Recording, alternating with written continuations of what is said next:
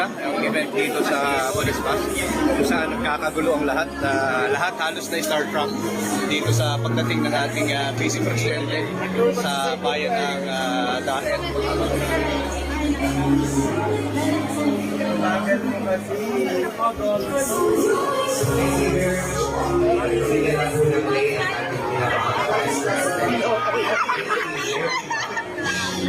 Sige po, sir. Harap po dito, harap po dito, harap po dito, harap po dito.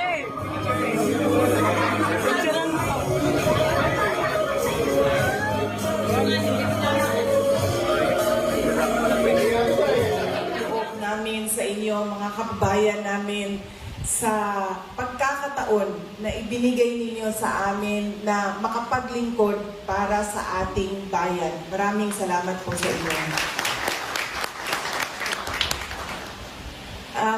Noong kami po ay nangangampanya noong 2022, nagbaylan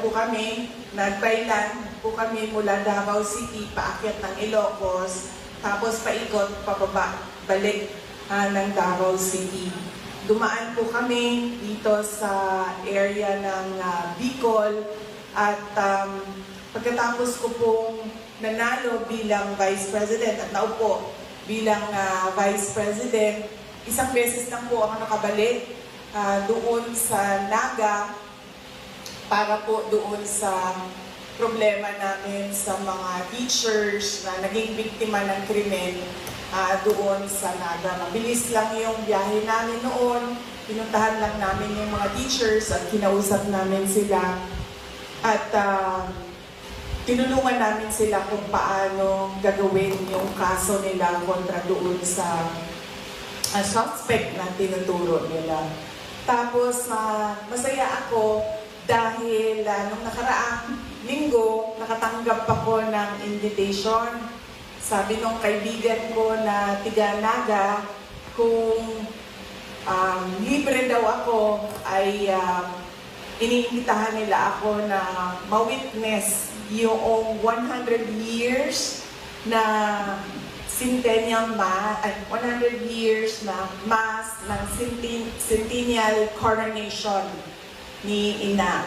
So, nandoon kami nung Friday para umattend ng misa at binisita din namin yung mga kaibigan namin doon sa Naga. Kaibigan namin simula noong 2015, 2016, 2019 at syempre yung mga kaibigan na noong 2022 na tumulong sa aming kandidatura.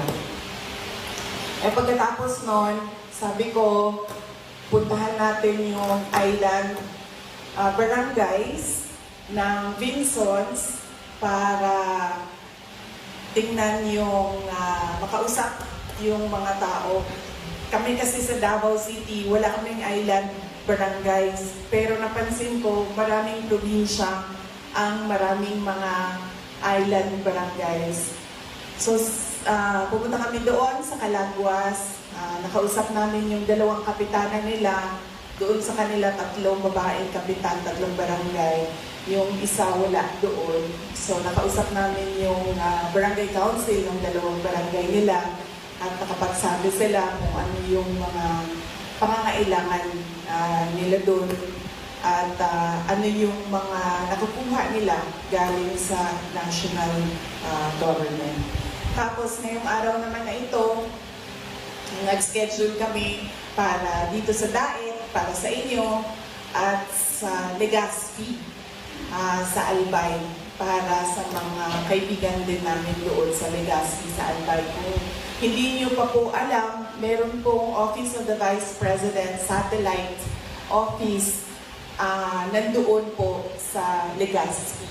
Yun pong opisina namin doon, sila po yung nagbababa ng medical assistance, burial assistance, livelihood projects, entrepreneurship projects namin, at iba pang mga proyekto ng Office of the Vice President. Maliit lang kami na opisina, maliit lang din yung scope ng budget namin, pero sinusubukan namin talaga na ibigay siya doon sa mga underserved na municipalities sa Bicol region. Masaya ako na, alam nyo, hindi ko kayo binobola. Sa totoo lang, ang dami ko na napuntahan ng dagat. Mahilig ako maligo ng dagat dahil kinalakihan ko yon sa aking mga magulang.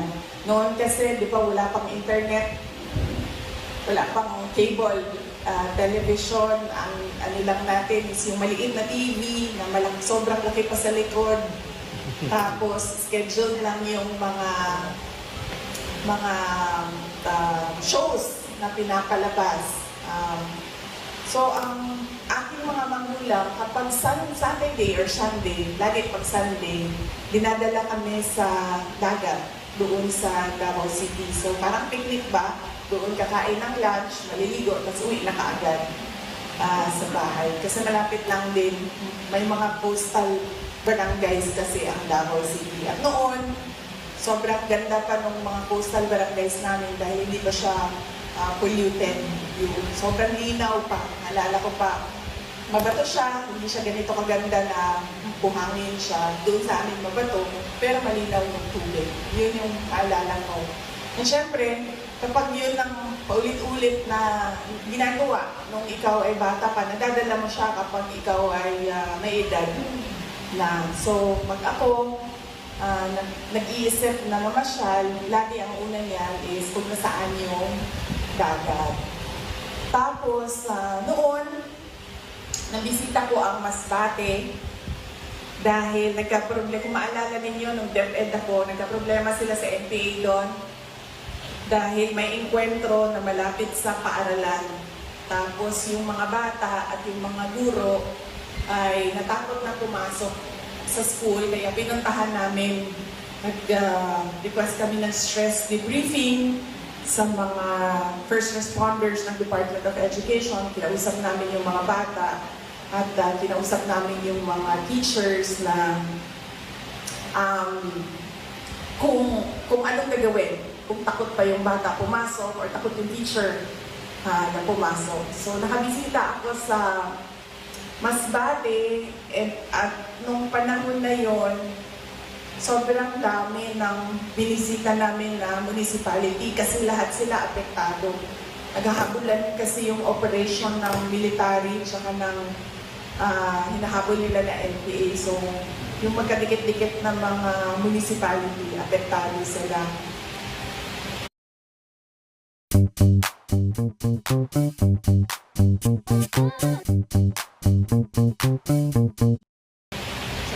Pila ka bubat ang giyatuan nito? 9, 7 municipalities yung binisita namin sa Masbate. Tapos, kailangan namin mag-overnight doon at nag-overnight kami sa Municipality of Balud sa Masbate. Sobrang ganda nung kanilang dagat doon sa Masbate. Nasabi ko na isa yon sa mga pinakamaganda na nakita ko. Pero nung pumunta ako dito sa Camarines Norte, pumunta ako sa Calanguas, walang makakatalo sa Camarines Norte na ganda nung islands ninyo. Sobra. Akala ko nga, di ba lagi na sinasabi ng mga tao na sa Palawan, syempre Boracay na talaga yun eh. World known na siya. Pero pag magtatanong ka sa mga tao na nakaikot ng Pilipinas, sasabihin nila maganda sa Palawan. Maganda ang dagat sa Palawan. Nakapunta akong Palawan sa Coron, pero masasabi ko talaga na yung mga dagat dito sa Bicol region, sila yung mga nasa taas, top of the list. At nasabi ko talaga na walang mga katalo kasi nakapunta na rin ako ng Phuket, Thailand. Walang makatalo talaga sa ganda ng mga isla ng Pilipinas. meron ako nakita na sa tingin ko lalaban dito sa Bicol region, pero hindi kasi ako nakapunta doon sa island. Nakikita ko lang siya sa airplane. Kapag mababa na yung lipad ng airplane, nakikita ko yung mga islands nila, pero hindi ko pa yun napuntahan ang Sulu. Ang mga islands doon sa tabi ng Hulo, sobrang ganda ng kanilang lugar. Isa yun sa mga pangarap ko na mabisita yung mga island barangays ng Hulo doon sa probinsya ng Sulu. Kaya yun, sobrang saya namin at masaya din kami dahil pagdating namin doon, sabi ng mga taga-Calagwas, sabi nila, ay, ang swerte mo kasi ganitong panahon, maano na daw yung dagat? Maalon, yes, maalon na daw yung dagat. Sabi niya, bihira na ang tumatawid dito pag ganitong panahon kasi malaki na yung mga alon. Pero noong 2 araw na nandun kami, maganda yung panahon. Pinagbigyan, sabi ko nga doon sa isang banggero, sabi ko pinagbigyan kasi kami ng Diyos.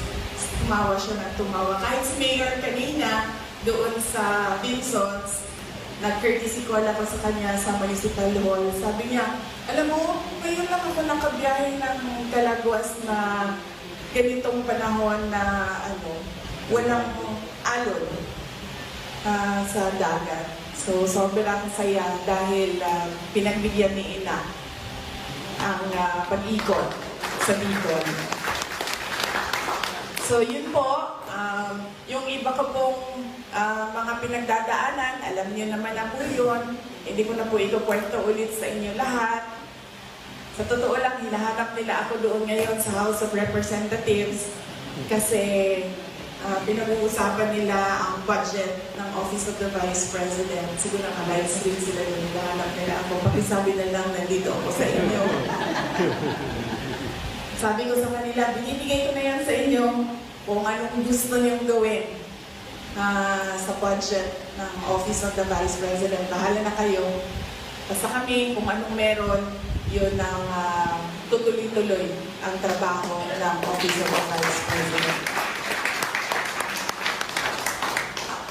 Kung ano pong matulong namin sa opisina namin sa Legazpi, Albay, ang coverage po nila ay buong Bicol region. Konti lang po yan sila pero sinusubukan nila na mapuntahan lahat. Kung ano pong matulong namin, ipaalam niyo po sa amin dahil alam ko na pinili ninyo ako para magtrabaho sa bayan. Mga kababayan, ang lahat po ng ginagawa natin ay para sa Diyos, sa bayan at bawat pamilyang Pilipino. Maraming salamat po. Thank you very much. Please all rise para po sa ating crowd shot. And of course, siyempre sa po ng ating mga bisita. Okay guys, tapos na ang event dito sa Police-Bus kung saan nagkakagulo ang lahat. Lahat halos na Star Trek dito sa pagdating ng ating Vice Presidente sa bayan ng Daet.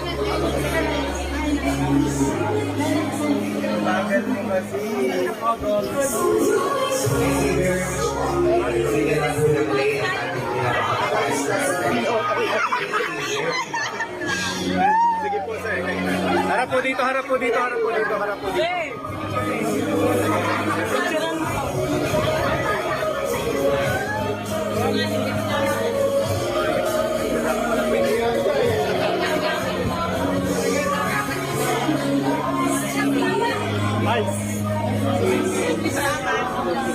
Ayan, may nakalagay na We Love You, BP Sara. Duterte! Duterte! Duterte! Duterte! Kailangan mo dyan!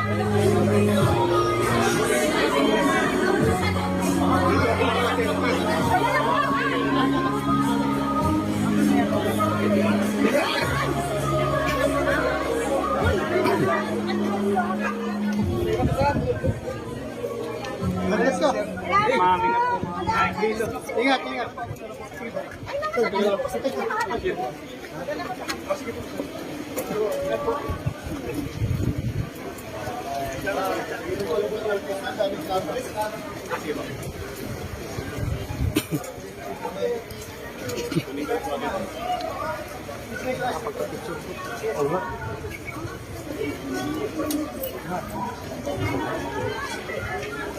Asa si Mayor?